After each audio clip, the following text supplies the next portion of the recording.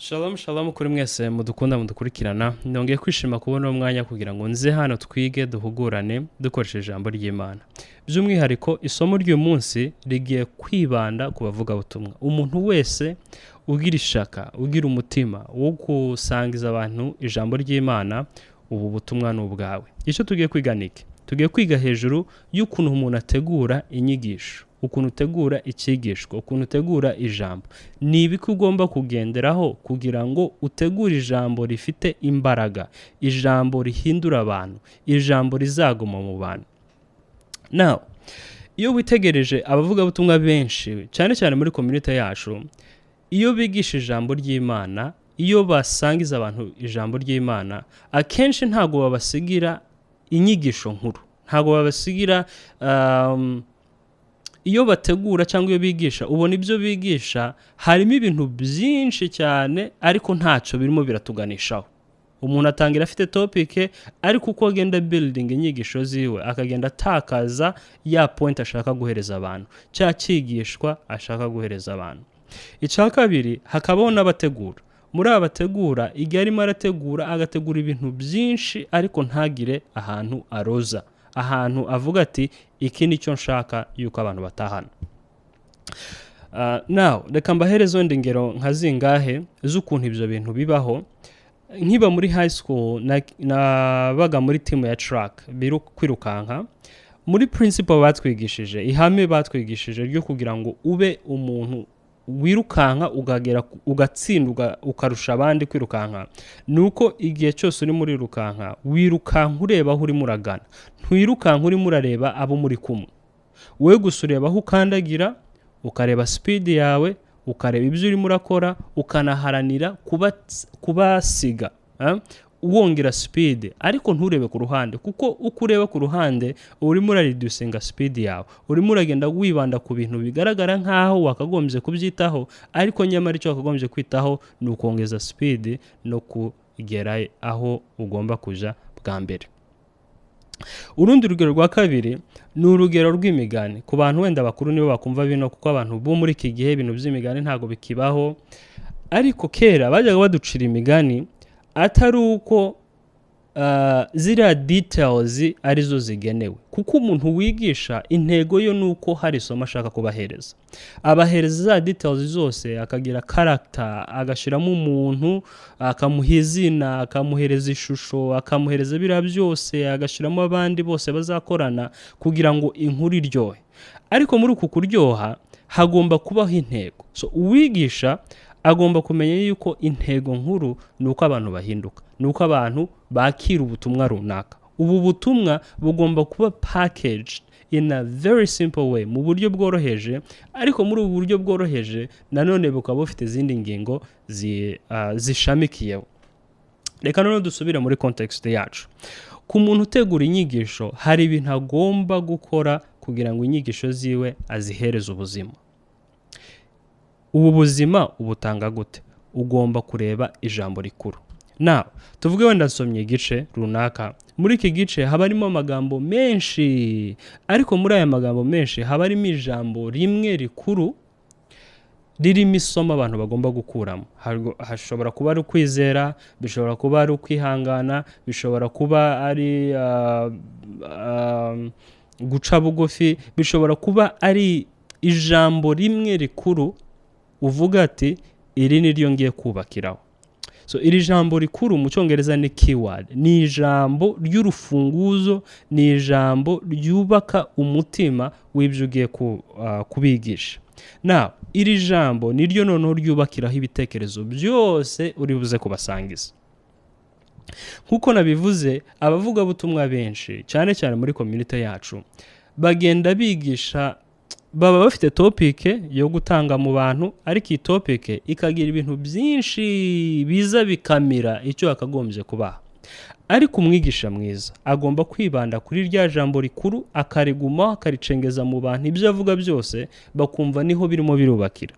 Icya kabiri, hagomba kubaho ibitekerezo. Urumva isomye chapter haba harimo ibitekerezo byinshi, ariko bino bitekerezo bigomba kuba mu ijambo rimwe again.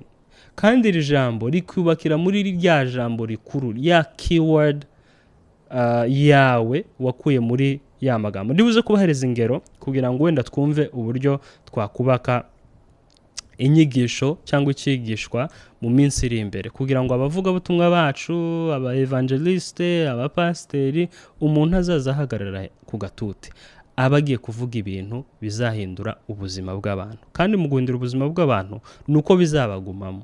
Buri impamvu abantu benshi badahinduka nuko inyigisho bigishwa ziraza zikamirwa n'ibintu biri aho ngaho. Nk'urugero, umuntu ashobora kuza agiye kwigisha akaririmba iminota 20, akigisha iminota 5.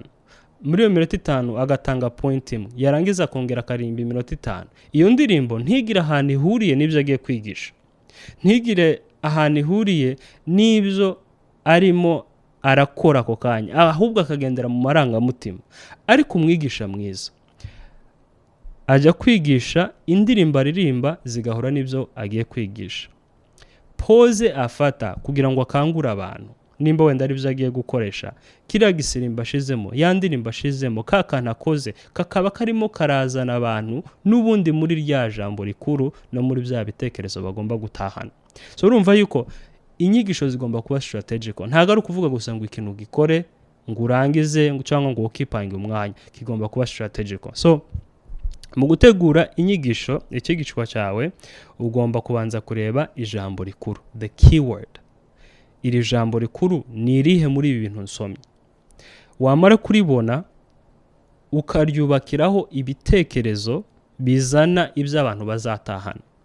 Reka wenda mbahereze ingero tunagana no ku musozo. Urugero rwa mbere, reka turebe Abaroma igice cya 3 umurongo wa mbere kugeza ku murongo wa 31. Iyi ni story nini cyane, ariko ijambo rikuru riri muri icyo gice ni ugutsindishirizwa no kwizera. Ijambo rikuru ni ukwizera, ariko ni ugutsindishirizwa, ni ugukoresha kuno kwizera kugira ngo kuzane impinduka mu buzima bw'umuntu. So ubutumwa bukubiyemo mu ijambo rimwe ni ugutsindishirizwa no kwizera. Now, nyuma yo kumenya yuko iyi nkuru yose, iki gice cya 3 kuva ku murongo wa mbere kugeza ku murongo wa 31 ukubiyemo kwizera no gutsindishirizwa nako, tugomba kumenya yuko nanone harimo ibitekerezo. Ibi bitekerezo, igitekerezo cya mbere ni uko bose baracumuye, okay? Icya kabiri ni uko bose baracumura. Keep those differences. Harimo bose baracumuye, bose baracumura. Icya gatatu igitekerezo kirimo ni uko Imana ari intungane. Muri aba bantu bacumuye no muri aba bantu bacumura harimo entity imwe y'intungane ari Imana.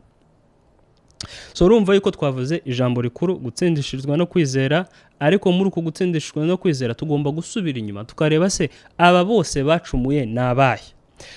Again, muri icyo gice cya 3 mu Baroma umurongo wa 1 kugeza ku murongo wa 31 hatubwira ukuntu hari abatwarwaga n'amategeko. Aba batwarwaga n'amategeko bose baracumuye. Aba nibo bizeraga Imana, aba nibo Imana yatoranyije, ariko mu mategeko bahawe baracumuye. Bose baracumuye. So ubwo rero nk'umwigisha utangiye kubasobanurira yuko gutsindishirizwa no kwizera kubanza kugahera mu bantu bahawe amategeko, aribo Bayuda bamenye Imana yabajemo ibahereza ibyanditswe, kwizera ko mu mategeko kwahawe bo, ariko nabo ntibabashije kwakira agakiza ngo bakire babe intungane rwose. Hakabaho n'abantu ba kabiri nabo bacumuye, ariko abangaba bakaba badatwarwa n'amategeko. Abangaba bari abanyamahanga, aribo twebwe aba Gentiles, abagiriki, abantu batari abayahudi. Bose nabo ngo baracumuye. Uyu ni Paulo yandikira Abaroma akababwira ati gutsindishirizwa no kwizera, icyambere tugomba gutangirira in the beginning, mbere habanza abahawe amategeko ntago babashije kwakira agakiza kose nk'uko gakwiriye. Kandi n'abantu babashije gutsindishirizwa kubwo kwizera nabo baracumuye. like twese ntago turi intungane, twese turi abanyabyaha, twese nta muntu wakirarira ngo avuge ati ubwo ntwarwa n'amategeko, ubwo nabonekewe n'Imana ngo ni jewe mwere. Ndetse n'umuntu wabonekewe na Yesu nawe ntiyovuga ngo yirarira ngo avuge ngo ntago yacumuye. Hari umuhanzi w'inshuti yanje yaririmbye indirimbo nayishingiye mu ijambo ry'Imana avuga ati ngo twakijijwe kubuntu kubwo kwizera, ngo ntago ari imirimo. Ararimba akavuga ngo ntago ari imirimo, kuko ngo imirimo yacu bayirebye ntago hari aho twabona amakosa. So twese twaracumuye, abatwarwa n'amategeko ndetse n'abadatwarwa n'amategeko. Ngo ariko muri aba bantu bose, point ya gatatu, akavuga ati ngo Imana ni intungane, uhoraho ngo yabakirishije kwizera. Uku kwizera kwazanywe na Yesu witanze ku musaraba agapfira abantu bose, akababwira ngo uzamwizera wese azahabwa ubugingo buhoraho. Ngo kandi ngo afite ubutware n'ubushobozi bwo kugira ngo abahe gukira, niwe ubasha gukiza ibyaha by'abantu. Ngo kandi data wo mu ijuru, ngo uyu data wo mu ijuru afite imbaraga ngo zo gutwikira ngo ibyaha, ngo agatwikira, ngo hahiriwe umuntu Uwiteka atwikira ibyaha byiwe. Ahangaha birimo birashimangira yuko Imana ari intungane, Imana ifite imbaraga, Imana ifite ubushobozi, Imana irera kandi dukangura natwe kwera. So ku muntu wigisha ijambo ry'Imana cyangwa urimo urategura inyigisho, mwumvishe ko twagize ijambo rikuru. Ijambo rikuru ni ugutsindishirizwa no kwizera, ijambo rikuru ni ukwizera. Ariko muri ijambo rikuru hari ibitekerezo birimo bishingiye muri cya gice cya gatatu umurongo wa 1 kugeza ku murongo wa 31, ibitekerezo wakubakira kugira ngo wigisha abantu bamenye yuko ko kutsindishirizwa no kwizera, kandi uku kwizera nta wundi kuvamo, ni umuntu utunganye, ni Imana itunganye ihesha abantu gutungana. Nubwo bacumuye abatwarwa n'amategeko, nubwo abacumuye badatwarwa n'amategeko, ariko hari umuntu ubahesha gukira, hari umuntu ubahesha guhinduka. Urwo ni urugero rwa mbere. Urugero rwa kabiri ndi bubahereze wenda tugana no ku musozo, ni urugero rwa Petero azura Tabita. Turabisanga mu byakozwe n'intumwa igice cya 9 umurongo 36 kugeza ku murongo wa 42. Ijambo rikuru ririmo nuko upfa yizeye azabaho. Ijambo rikuru ririmo nuko hari urupfu rw'abera. Mbese umuntu wapfuye ari umukristo ntagapfa ahubwo arasinzira. Mwumvisha ukuntu irari ijambo rimwe umuntu yataka avuga ati twize inkuru ya Tabita, icyo twakuyemo ijambo rimwe nuko umukiranutsi arasinzira ahubwo ntapfa. Now ukibaza ngo se ni gute none twafata ibitekerezo biri muri iyo nkuru ibyakozwe n'intumwa igice cya 9 umurongo 36 kugeza ku murongo wa 42, tukagira none ibitekerezo bishimangira yuko urupfu rw'abera, urupfu rw'abakijijwe ntago ari urupfu rw'abapagana, ahubwo ni urupfu rwo gusinzira. Ariho bituganisha muri bya bindi nababwiye ngo ni ibitekerezo biri muri rya jambo. Igitekerezo cya mbere dusangamo ni ibyaranze Tabitha. Ibyaranze Tabitha nk'umuntu, ibyamuranze iyo usomye icyo gice kitubwira yuko yari afite imirimo myiza, ngo kandi akagira ubuntu bwinshi, mbese yaratangaga, ni umuntu wafashaga abantu benshi. So hano bimwe birashingira character ya Tabitha, bimwe birashimangira umuntu ibyamuranze, nicyo gitekerezo kiri muri aya magambo. Icya kabiri igitekerezo dukuramo nuko harimo umubabaro mu bamuririraga, hariho amarira y'abapfakazi. Aya marira y'abapfakazi yashimangiraga ya mirimo myiza ya Tabitha, yashimangiraga ya character y'ubuntu, ya miterere y'ubuntu ya Tabitha. Igitekerezo cya gatatu ni imirimo ya Tabitha. Now ibyaranze Tabitha niwe as a person, as an individual, ibimuranga, ariko hakabaho n'imirimo yiwe, ibyo yakoraga, ibyo yakoreye abantu, example z'ibyo yakoze, ngo yasoneraga abantu. Muri ya marira y'aba bapfakazi bazanye ibintu yabakoreye, babyereka Petero, baramubwira ati dore ibintu yadukoreye, dore imirimo yiwe, dore ibyo yatugejejeho, dore amasono yiwe, aya ngaya yadukoreye akiriho. Icyanyuma tubonamo igitekerezo cy'imbaraga zo gusenga. Ngo Petero, narivuze ngo Pawulo, Petero ngo arasenga, asengera Tabitha, ngo amuhereza ngo amubasubiza ari muzima.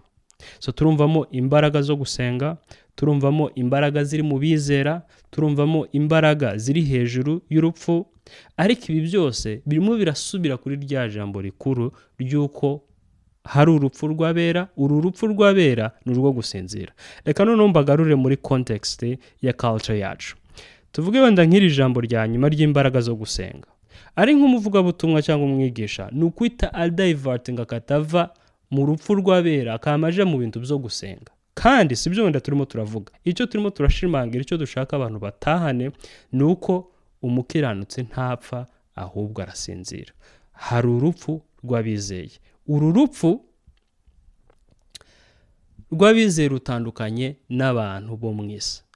Ariko umuvugabutumwa akamavuga ibintu byo gusenga, ukamumva asaza n'indi topic itandukanye n'ibyo yarimo arigisha, bikagenda bimira ibyo yashakaga ngo abantu batahane. Icyo yashakaga ngo abantu batahane ni iki? Ni uko hari urupfu rw'abizeye. Urupfu rw'abizeye icambere rugomba kuja mu byaranze umuntu. Okay? Ya mirimo myiza, bwa buntu bwinshi, kandi tugashimangira yuko uwo tuvuga ni Tabitha, kandi uyu Tabitha yoba wowe. Okay. So irimo iragenda connectinga, story irimo iragenda connectinga n'ijambo rikuru bagomba gutahana. Icya kabiri, ugashimangira yuko muri ya mirimo myiza igaragazwa n'abandi bantu. Ntago ari wowe uyigaragaza, wowe gusura kora, ariko abandi bantu bakayigaragaza. Ukavugamo umubabaro w'abapfakazi, ukavugamo amarira y'abapfakazi, ukavuga ibyo beretse Petero bamubwira ati dore ibyo yadukoreye. Ariko ibi byose yabikoze kugira ngo ibiba muri ako kanya bongere bamugarurire wa muntu akomeze ya mirimo myiza.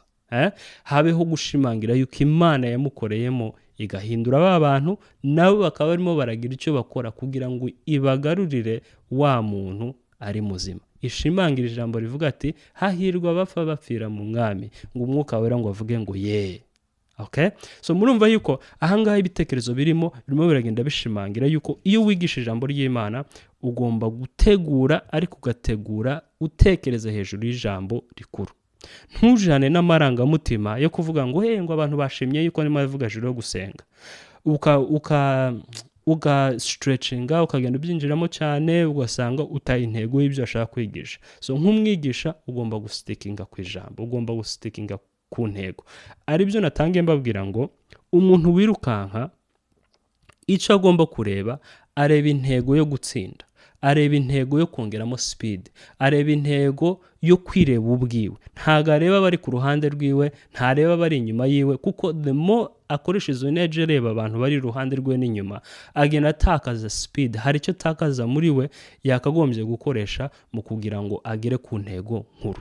So n'abigisha nuko bagomba kubikora. Tugomba kureba se ni irihe jambo rikuru twakubakiraho inyigisho, ibitekerezo, kandi abantu baje gutaha bagatahana ibyo bitekerezo n'iryo jambo rikuru, badatahanye ibindi biri on the side.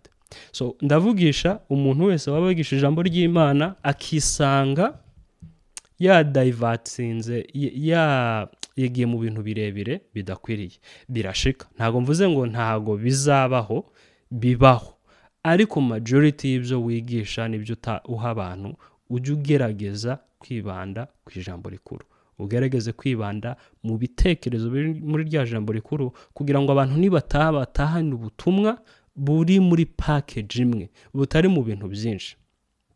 Nk'abantu batahana guseka, ibintu byo gusetsa, ugasanga umuntu yasekeje cyane bikata bimira ijambo yatanze, ugasanga umuntu yabyinye cyane byase bimira ibintu yakagombye gutanga, ugasanga umuntu yagiye muri commentaire nyinshi, yibagije abantu ibyo bakagombye gutahana. So bavuga butumwa, bigisha abantu, mukunda ijambo ry'Imana, musangiza ijambo ry'Imana, iki ni ikintu wakoresha kigahindura uburyo utanga inyigisho.